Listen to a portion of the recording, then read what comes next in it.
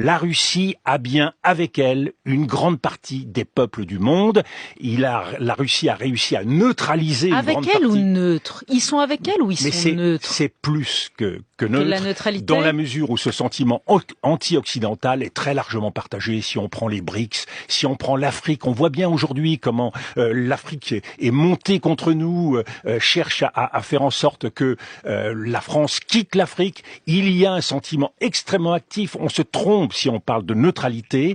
Et cette capacité à jouer sur ce levier du monde est un élément qui aujourd'hui joue en faveur de la Russie. C'est pour ça que la situation est inégale. Ne l'oublions pas, la Russie n'a pas besoin aujourd'hui de marquer des points sur le théâtre ukrainien. Elle a besoin de geler la situation, car le temps joue contre nous, joue contre l'Ukraine, contre l'Europe, voire contre les États-Unis qui sont détournés de leur objectif majeur, qu'est la Chine. Nous avons une vision de la Russie comme puissance globale, et nous voyons bien que nous ne pouvons pas nous interdire à l'avenir une relation avec la Russie, parce que nous devons essayer de trouver un équilibre dans un monde dominé par les États-Unis et la Chine, et où la capacité de triangulation de la diplomatie européenne est importante. Avec la Russie, mais avec Poutine?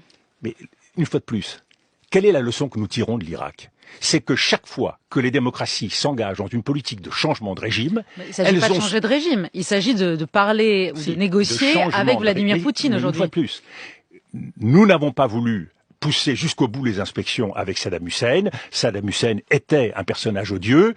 Nous avons récolté le chaos et le terrorisme. Nous n'avons pas voulu, à un moment donné, pousser les feux avec la Libye de Kadhafi. Nous avons récolté le chaos et la situation au Sahel.